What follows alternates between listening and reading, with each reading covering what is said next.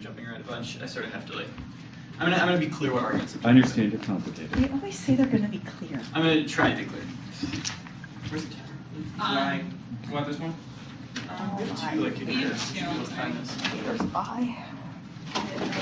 Here are both.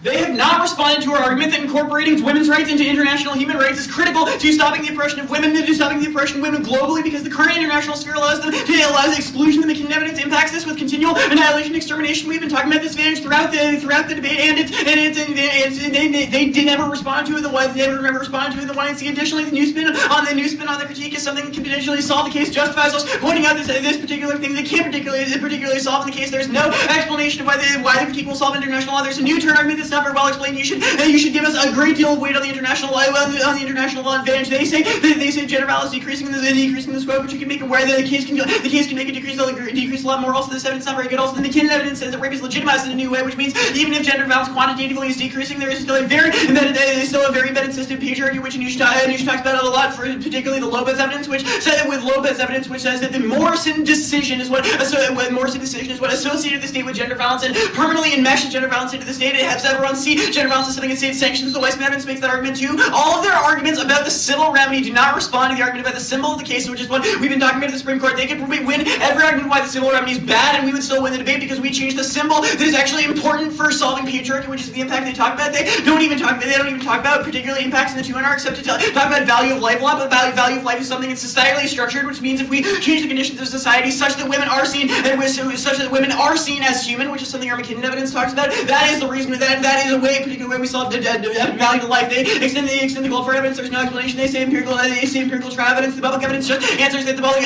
If you read our public evidence, you will see why public goes for us, because the explanation is just why criminal is better than why civil is much better than criminal, which is what's happening in the status quo. It means that you don't have to prove standards like penetration. You don't have to talk about the way explicitly in which you're raped in the court, which prevents you from having raped over and over again. Also, you can get money, and you can get not only money but also demand an apology, etc., from your abuser, which answers all their abuser arguments. And it's something Anusha's been talking about. They say public-private dichotomy inevitable. There's no explanation of this. They can see all arguments about the Lopez evidence and then why McKinnon and why the Morrison decision drew a new line between public and private, creating a private sphere in which women were able to be raped in the impunity. Now, the state doctrine advantage. They just go for the distinguished argument. Their arguments are all very broad. They concede arguments about why the 14th Amendment doctrine is critical of specific content of our rule overrule that solves if there's any presidential like the case, which they concede there is from the Counterplan flow. It means we don't have to overturn the state doctrine because that was the grounds on which the court didn't rule. That was the grounds on which the court didn't rule in the 14th Amendment jurisprudence. If we change this jurisprudence, we have to also overrule the civil rights cases. That's inherent. All our Ugarte and Reynolds evidence talks about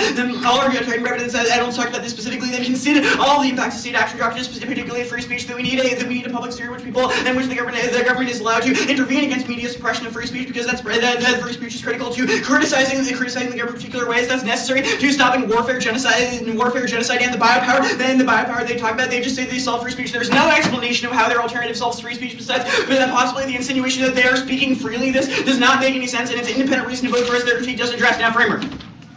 They concede their answer to the framework had to be the 1AC because we developed the framework in the 1AC. This means that the argument was dropped, and they conceded the way they conceded it was dropped, and they conceded that drop means you don't evaluate that framework. That is enough meta levels probably for you to ignore all their argument. However, I will answer some of the specific ones. They've conceded the fundamental reason. They've conceded fundamental reason. We changed the way we relate to the court. All their a bunch of their link arguments on the DA and their link argument, on the critique and their link arguments on the framework all assume we treat the court as hallowed. We've been making an argument since the 1AC to the contrary that they haven't answered the Baker evidence and the Coleman evidence. All say we changed the way we approach the court because acting as if we are the Supreme Court changes, demystifies it. It allows us to see the way that politics operates in the Supreme Court. It allows us to transform the court politically. Now that we see the way in which it's political, it's not just a set of formal legal doctrines. The McKinnon evidence also speaks to this. It says we confront the law, and we confront the law and reveal male power as epistemological, not ontological. We see that male power is something the law has assumed, not something that is inherent, not something that is inherent, necessary part of the law. Male power is just there. This confrontation with the law is an advantage to our framework and a disadvantage disadvantage to the alternative because they do not engage in that confrontation with the law through role playing. Additionally, they concede Anush's argument about why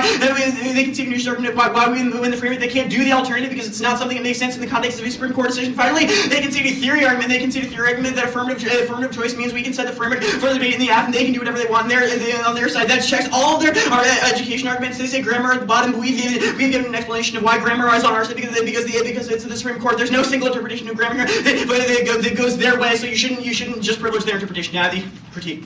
Okay.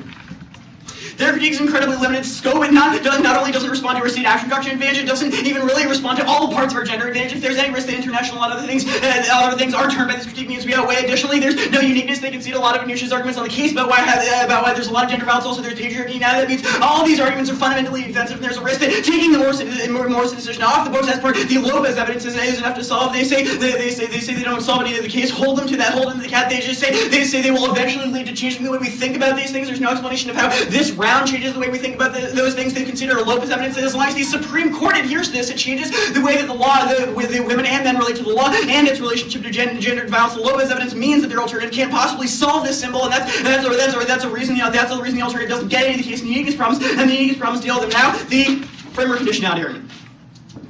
He tries to hold you to a high standard for protecting the one error and the two error. That's fine. There's no answer to framework conditionality in 2NC. He just says it'll be the one error, but it's not responsive. They've conceded that the rule of law completely contradicts the judicial pay dissent. Says that we should defer to judges. It's important that we pay judges a lot because judges are super important actors. This is exactly the resentment argument, and it's why it's about saying they say it's bad to put the Supreme Court as the focus of our political strategy. That's exactly what judicial pay does. This contradiction is completely unfair as a reason for time skew, and it's a reason we can't possibly debate because it's a double turn.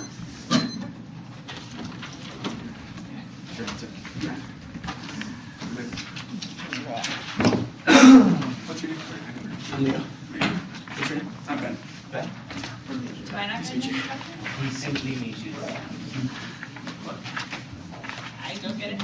Someone dropped this off. I got some more. I don't think I've ever met you. Booyah! Oh, face! Should I get the 3 cards from